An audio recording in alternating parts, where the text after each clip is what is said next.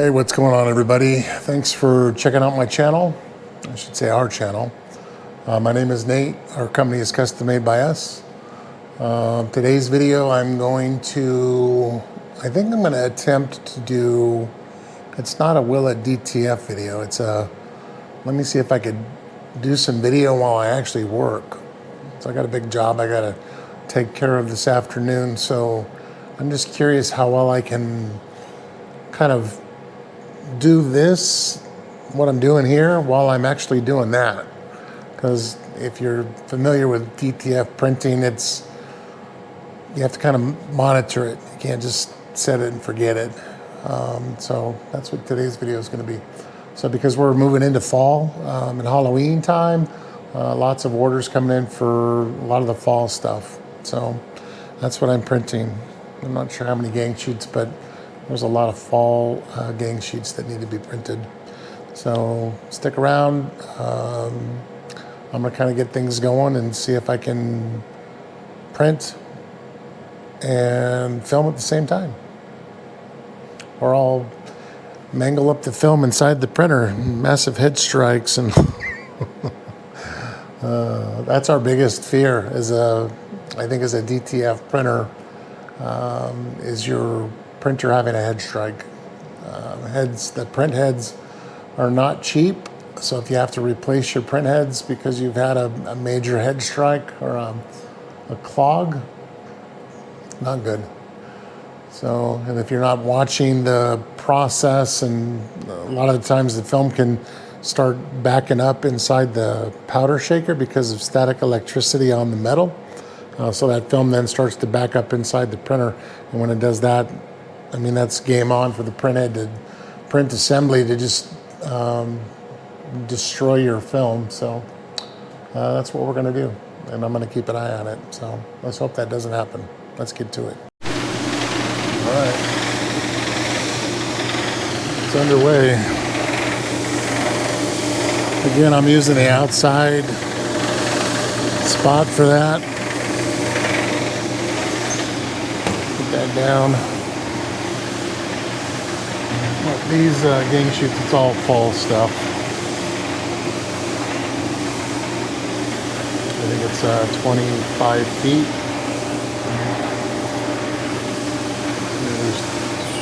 There's 4 22 by 60s and one 22 by 77.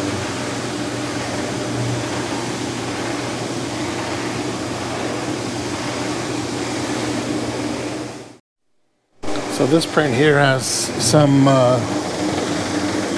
if you look at that one over there, the underbase isn't completely over the image. I mean, you can see this portion of the image, it is, but that portion of the image is not. So, you know, unfortunately, when it comes to graphics, you know, that one looks fine. This one's laying down a decent underbase on the lettering, but on the cut around the edges, because those lines are so thin and wispy. Again, we choked to a 0.1 millimeter. So, but it's gonna look good. It's not gonna hurt anything.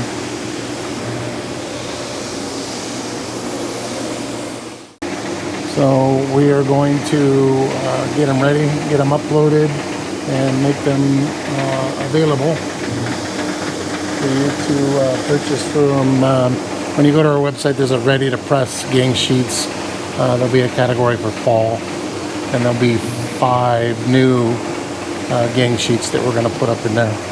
So once this print is done, we're gonna cut them out into 22 by 60s, and then get some video of that so you can actually see what they look like. So hang in there. So if you're not using step auto,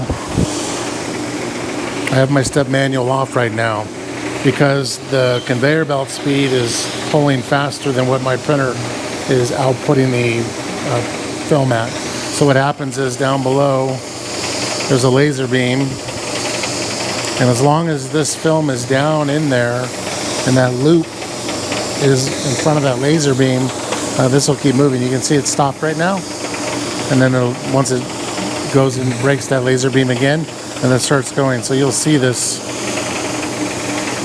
goes and then stops.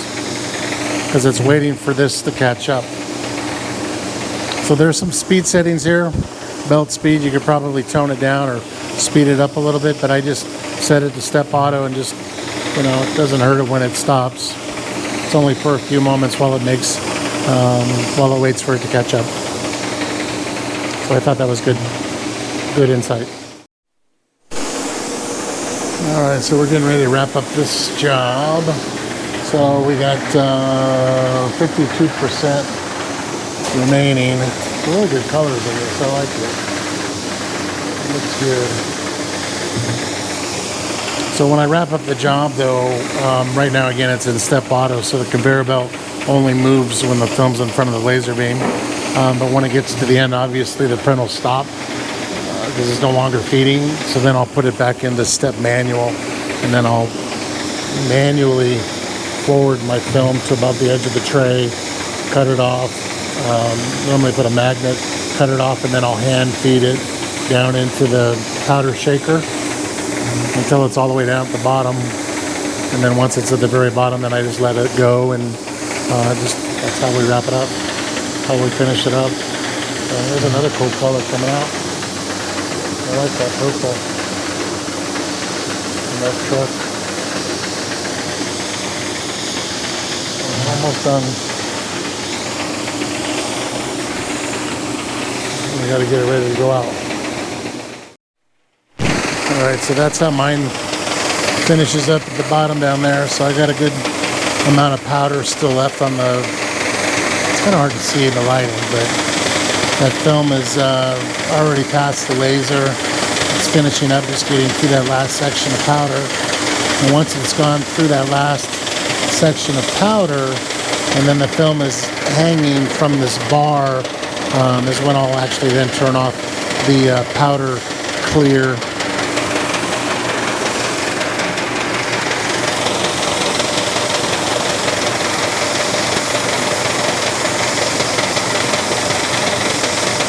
And you can always tell by the sound of it when it's to that point.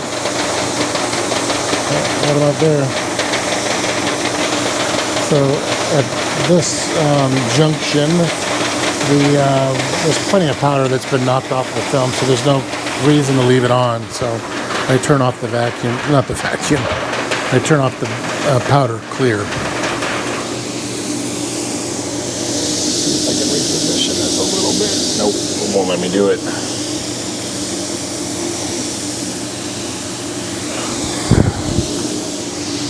Turn off the vacuum.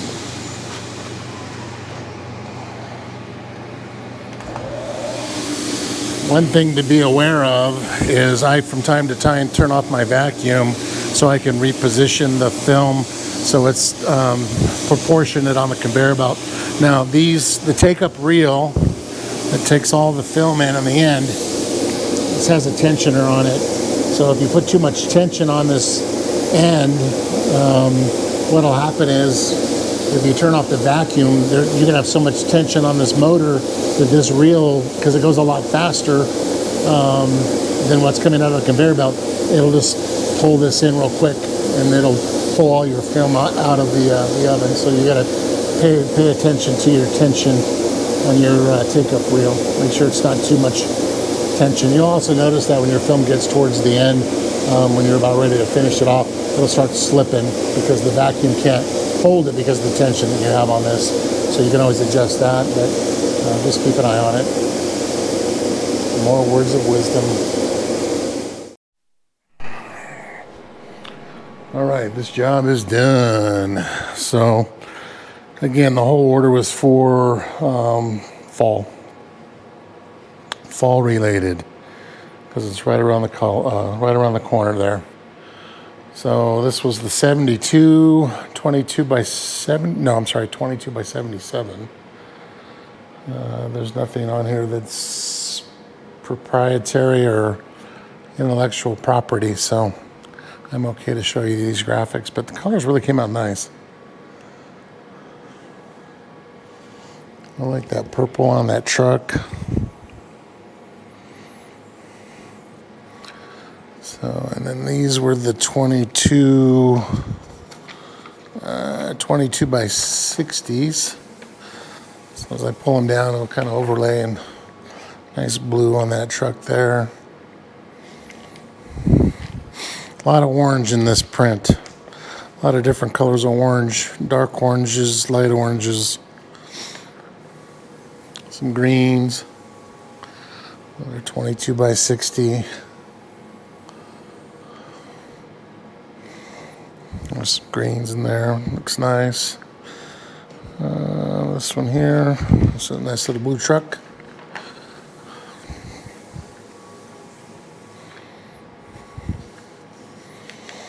Again, a lot of little patterns and stuff to go with each little design. So those are cool.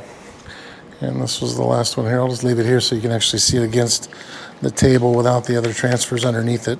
So again, some farm trucks, a lot of pumpkins, pumpkin spice, autumn vibes. Came out really good. So these will be up on the website later today. They will be under the ready to press gang sheets, 22 by 60. I will have a 22 by 120, so it's two of the 60s together. So the 22 by 60s are $30 a gang sheet plus shipping. So if you're interested, just jump online, www.custommadebyus.com.